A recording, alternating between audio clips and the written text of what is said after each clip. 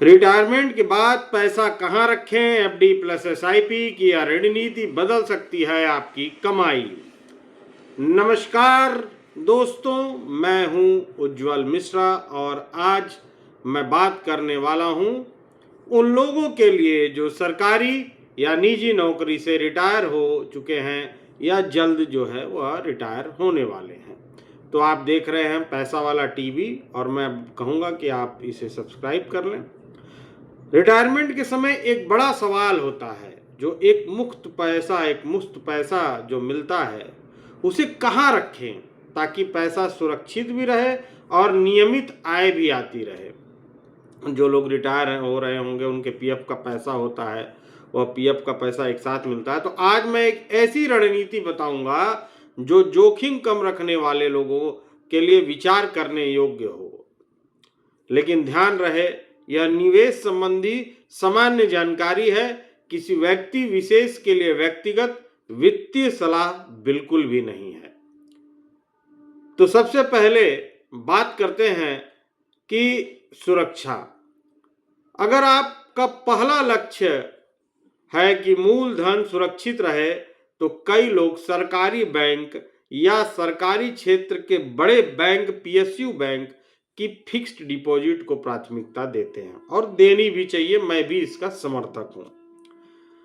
मान लीजिए आपको रिटायरमेंट पर आपका जो प्रोविडेंट फंड है वह 50 लाख मिले।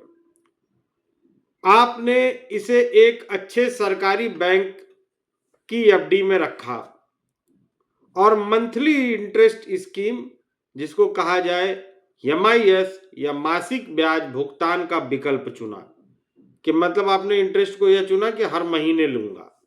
मान ले ब्याज दर लगभग 7% है, तो सालाना ब्याज होगा लगभग 3.5 लाख, यानी हर महीने करीब 29,000। कर और वास्तविक दर के अनुसार राशि अलग हो सकती है, मतलब इन टैक्स वैक्स उसमें थोड़ा घटा बढ़ाकर। इससे आपको हर महीने नियमित आय मिलती रहेगी, जबकि मूलधन एफडी में सुरक्षित रहता है। अब आप उन 29,000 रुपए का क्या करेंगे? अब यहीं पर असली कमाल है। अब मान लीजिए कि आपको हर महीने 29,000 ब्याज मिल रहा है, तो भैया 29,000 ब्याज मिल रहा है। अगर आपको पूरे पैसे की जरूरत नहीं है, तो आप इस ब्याज का कुछ हिस्सा या पूरा हिस्सा एक एसआईपी सिस्टमेटिक इन्वेस्टमेंट प्लान में निवेश कर सकते हैं। यानी आपका मूल पैसा सुरक्षित रहेगा और ब्याज का पैसा धीरे धीरे इक्विटी म्यूचुअल फंड में काम करेगा। यानी अगर आप मान लीजिए, मैं एक उदाहरण देता हूं कि 29,000 रुपए अगर आप 5 वर्ष तक महीने महीने जमा करते रहे, एसआईपी करें, तो इससे फायदा क्या होगा? इस रणनीति के 3 बड़े फायदे हैं। पहला, आपका मूलधन अपेक्षाकृत सुरक्षित रहता है। पूरा पैसा आपने कहीं ऐसी जगह नहीं लगाया कि नुकसान हो। हर महीने नियमित आय मिलती रहती है। तीसरा फायदा, एसआईपी के जरिए लंबे समय में संपत्ति बनाने का अवसर मिलता है, यानी एक बड़ा अमाउंट बन जाता है। अगर एसआईपी लंबी अवधि तक जारी रहे और बाजार अच्छा प्रदर्शन करे, तो यह केवल एफडी पर निर्भर रहने की तुलना में अधिक धन बना सकती है। हालांकि यह सुनिश्चित नहीं होता, क्योंकि म्यूचुअल फंड बाजार जोखिम के अधीन है, तो इसको एकदम सुनिश्चित होगा यही मत माने। एक उदाहरण, मान लीजिए आपने हर महीने 25,000 की एसआईपी शुरू की और अगर अगले 15-20 साल, यानी आप 60 साल में हुए, 80 साल के अब जब आप हो गए या 75 साल के हो गए, में औसत 12% वार्षिक रिटर्न मिलता है, जो गारंटी नहीं लेकिन मिलता है, तो आपका निवेश काफी बड़ा कॉप्स बन सकता है।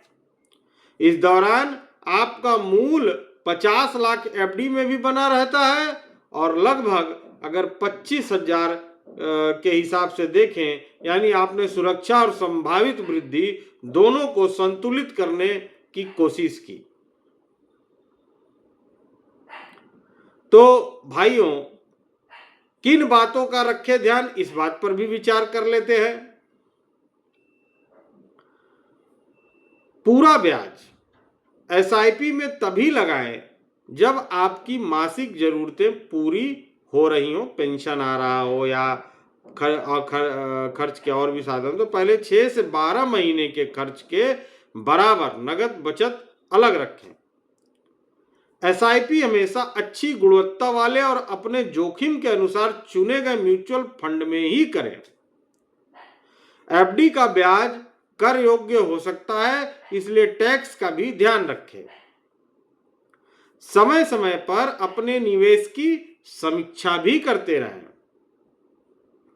तो भाइयों, मैंने आज आपको यह बात बताई, खास करके रिटायरमेंट वालों को, कि किस तरीके से आप सुरक्षित रह सकते हैं और अपना पैसा, अगर आप रिटायर हो चुके हैं और अपने पैसे को सुरक्षित भी रखना चाहते हैं और महंगाई से लड़ने के लिए उसे बढ़ाने की भी कोशिश करना चाहते हैं, तो एफडी प्लस एसआईपी का यह संयोजन कई लोगों के लिए एक संतुलित रणनीति हो सकती है।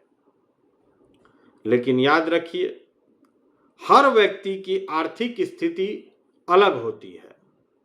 कोई भी बड़ा निवेश निर्णय लेने से पहले अपनी जरूरत, जोखिम उठाने की क्षमता और यदि आवश्यक हो तो किसी योग्य वित्तीय सलाहकार से सलाह जरूर लें। और बिना योग्य वित्तीय सलाहकार के मैं नहीं कहूँगा कि आप अपना पैसा कहीं भी लगाएं। अगर आपको यह जानकारी उपयोगी लगी हो तो वीडियो को लाइक कर दीजिए, चैनल को सब्सक्राइब करें और ऐसे ही वित्तीय ज्ञान से जुड़े वीडियो के लिए जुड़े रहिए पैसा वाला टीवी पर। नमस्कार, धन्यवाद, जय श्री राम।